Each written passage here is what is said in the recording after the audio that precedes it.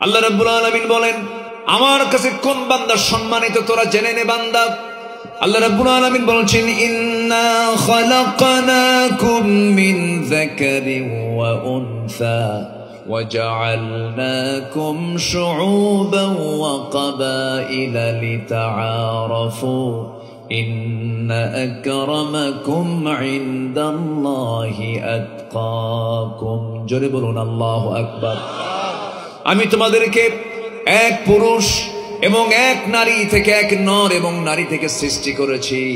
সেখান থেকে বিভিন্ন ভাষা দিয়েছি, গোত্র গোত্র ভাগ করে দিয়েছি, যেন তোমরা একে অপরকে চিনতে পারো। অথবা তোমাদের মধ্যে সৈয়দ, মির্জা, মোগল, পাঠান, সরকার, সম্রাট, এই সমস্ত শেখ, এই সমস্ত বংশগত পরিচয় আমার কাছে দামি নয়। আমার কাছে সেই লোকটাই সবচাইতে সম্মানিত, যে বান্দাটা আমি আল্লাহ আমাকে সবচাইতে বেশি ভয় করে। জোরে বলি সুবহানাল্লাহ। আমার বন্ধুগণ, যেখান থেকে আমি তেলাওয়াত করেছি সেই তেলাওয়াত কিতায়াতের দিকে আস্তে আস্তে চলে যাব।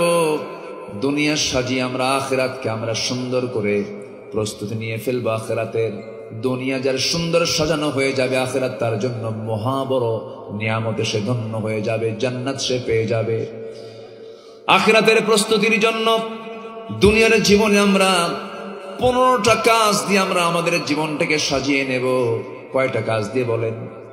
বলেন কয়টা? বলেন 15টা কাজ দিয়ে আমরা জীবনটাকে সাজিয়ে নেব। আমি কিন্তু একটাও বলি নাই, ধীরে ধীরে একটা একটা করে বলবো। বলেন সময় দরকার আছে কিনা?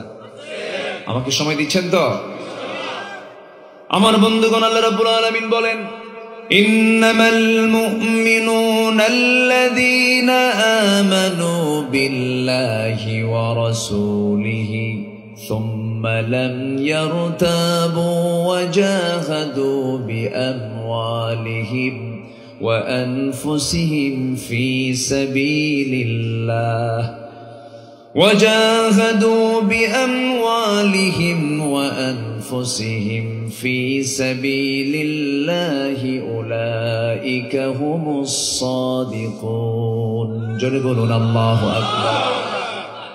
আল্লাহ রাব্বুল আলামিন বলেন, নিঃসন্দেহে প্রকৃত মুমিন তো তারাই যারা ঈমান আনবে আল্লাহর উপরে, নবীর উপরে, কোনো সন্দেহ ছাড়াই, এবং যারা জিহাদ করবে আল্লাহর পথে জান দিয়ে, মাল দিয়ে। আল্লাহ বলছেন এই দুইটা কাজ করবে যারা, আমি তাদেরকে সিদ্দিক খেতাব দিয়ে দিলাম। আমার নবীজির সময় এমন একজন সাহাবী, সুন্দর চেহারা ছিল তার, নবীর সামনে দাঁড়িয়ে দাঁড়িয়ে বলছেন, ইয়া রাসূলুল্লাহ আমি কালেমা পড়তে চাই। কালেমা পড়ে নিলেন। 2-3 দিন যেতে না যেতেই তিনি হাউমাউ করে কান্দেন। নবীজি তার কান্না দেখে বলছেন, ও সাহাবী, দিন গ্রহণ করলে মানুষ আনন্দ পায়, তৃপ্তি পায়, মজা পায়, কিন্তু তুমি ইসলাম গ্রহণ করার পরে তুমি হাউমাউ করে কান্দো কেন? কি হয়েছে বলো তো? হুজুর, আমি ইসলাম কবুল করেছি, জীবনের শ্রেষ্ঠ সম্পদ আমি পেয়েছি, ঈমান এনেছি আমি, কিন্তু আমার মনে হয় আপনি বলেছেন আমার জীবনের সমস্ত গুনাহগুলো মাফ হয়ে গেছে আগের জীবনের, কিন্তু আমার কাছে মনে হয় সব গুনাহ মাফ হলেও একটা গুনাহ বুঝে আমার মাফ হয় নাই। রাসূল বললেন, কি গুনাহ করেছে বলো? নবীজির সামনে সাহাবী 2টা হাঁটু সামনে গেড়ে দিয়া বিনয়ী হয়ে বসে গেলেন। বসে বলছেন, ইয়া রাসূলুল্লাহ, ইয়া হাবিবাল্লাহ, জীবনে বহু গুনাহ করেছি, সব গুনাহ যদি আল্লাহ তাআলা মাফও করেন, কিন্তু আমার একটা গুনাহ মনে হয় মাফ হবে না। কি করেছো? হুজুর, নিজের হাতে আমি আমার কন্যা সন্তানকে জীবন্ত পুঁতে হত্যা করেছি। আমার নবীজি শুনে থমকে গেলেন, শুধু বললেন, শোনো সাহাবী, জীবনে শুনেছি বহু, চোখের সামনে দেখি নাই, তোমার কাছ থেকে আজকে একটু গল্প শুনবো, একটু শোনাও তো দেখি। আমার নবীজি শুধু বলতেন না, মাঝে মাঝে কথা শুনতেন। দীর্ঘ সময় ধরে অনেকের কথা তিনি মনোযোগ দিয়ে শুনতেন। আমার নবী যেমন করে একদিন আলোচনা করছেন, হঠাৎ করে এক সাহাবী দাঁড়ায় বলে, হুজুর আমার কিছু ওয়াজ আছে। রাসূল বলেন, তোমার কি ওয়াজ আছে বলো? হুজুর, আমার কি সেই ওয়াজ নাকি আমার জাহেলি যুগের একটা ওয়াজ আমি আপনাকে শোনাবো। সেই জাহেলি যুগের কথাটা হলো, হুজুর সারা জীবন একটা মূর্তির আমি উপাসনা করতাম, আমি তাকে আমার রব মনে করতাম, দেবতা মনে করতাম, ভাগ্যের প্রতীক মনে করতাম। সেই রবটাকে, সেই দেবতাকে আমি আমার বুকে রাখতাম, পিঠে রাখতাম, আমার হাতের সঙ্গে রাখতাম, কোথাও গেলে সাথে নিয়ে চলে যেতাম, ভাগ্যের প্রতীক মনে করতাম।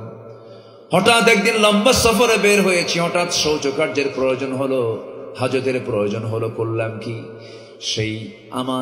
সেই মূর্তিটাকে, সেই ভাগ্যের প্রতীকটাকে আমি আস্তে করে করলাম কি, উঁচু একটা জায়গায় রেখে দিলাম। যত্নে রেখে আমি আড়ালে চলে গেলাম, পেশাব পায়খানা করে আসলাম। শৌচকার্য সম্পন্ন করে এসে হুজুর সে আমার দেবতার দিকে আমি তাকায় দেখি আমার দেবতার মাথা থেকে পা পর্যন্ত আপাদ মস্তক পানি দিয়ে ভেজা। ভাবলাম মনে হয় রহমতের পানি ঝরছে মনে হয়। এটা চিন্তা করে আমি আমার জিহ্বাটা লাগায় দিলাম দেবতার গায়ে, এমন একটা চাটন মারলাম, দিকে আমতা আমতা গন্ধ। সামনের দিকে চায় দেখি কুত্তা লেজ গুটাইয়া যায়। আমার নবীজি মুস্কি মুস্কি হাসি মেরে বলছেন, তোমার ওয়াজ তো ভালোই হচ্ছে মাশাআল্লাহ। আমার নবীজি মুস্কি মুস্কি হাসি মারলেন, সাহাবায়ে কেরাম আওয়াজ দিয়ে হাসি দিলেন। এরপরে রাসূল বলছেন, এরপরে তুমি কি করলে বলো হুজুর? কুকুরের চিত্র যখন চোখের সামনে ধরা পড়লো আমার রাগ উঠলো চরম। সারা জীবন তোর এত সম্মান করলাম, তুই তোর নিজের অস্তিত্ব রক্ষা করতে পারিস না। ঠিক আছে, তোর রুবুবিয়তের 12টা বাজাই। হুজুর দুই হাতে নিয়ে এমন জোরে সজোর আঘাত করলাম, জমিনে ভেঙ্গে চুরমার হয়ে গেল। আপনার কাছে এমন রবকে পেলাম যে রব হচ্ছেন আসমান জমিনের অনেক বড় রব। যেরকম সুবহানাল্লাহ। আমার নবীজি বললেন, সাহাবী কি হয়েছে বলো? চোখে পানি টলমল করছে আর বলছেন, হুজুর বইয়ের গর্ভে পেটে সন্তান এসেছে 6 মাস। বললাম যাও না, তোমার বাবার বাড়ি চলে যাও, সন্তান ছেলে হলে নিয়ে আসবে, মেয়ে হলে জীবন্ত পুঁতে হত্যা করবে। চূড়ান্ত রায় দিলাম। বউটা আমার অজান্তে মেয়ে সন্তান হয়েছে, আমাকে বলল মৃত সন্তান। সন্তানটা আমার চোখে আড়ালে বড় করেছে। 6 বছর হয়ে গেছে, কিন্তু আমি জানি না আমার সন্তানটা পৃথিবীতে বেঁচে আছে মেয়ে সন্তান হয়ে। হঠাৎ করে আমার চোখের সামনে কিন্তু ধরা পড়ে গেল। আমার মতো চোখ, আমার মতো হাত, আমার মতো পা। চট করে ধরলাম আমি তার হাত, চেপে ধরে নিয়ে বউয়ের সামনে হাজির করে বললাম, বউ আমার সত্যি করে বলো তো, এর চোখটা আমার মতো দেখা যায়, এর চেহারাটা আমার মতো দেখা যায়, এর হাঁটন চরণ ফেরন সবকিছু আমার মতো। আমার মন বলছে সন্তানটা আমাদের কেউ হবে। বউটা থরথর করে কেঁপে কেঁপে বলছে, স্বামী আমার কতক্ষণ তথ্য গোপন করবো, এই সন্তানটা আমাদেরই। এই কথা শোনা মাত্র আমি খেপে গেলাম, প্রকাশ করতে দিলাম না। আমি ভিতরে ভিতরে চরম খেপে গেছি, রাগ উঠেছে আমার। শয়তান বন করেছে, সন্তানটাকে মেরে ফেলবো কেমনে আমি।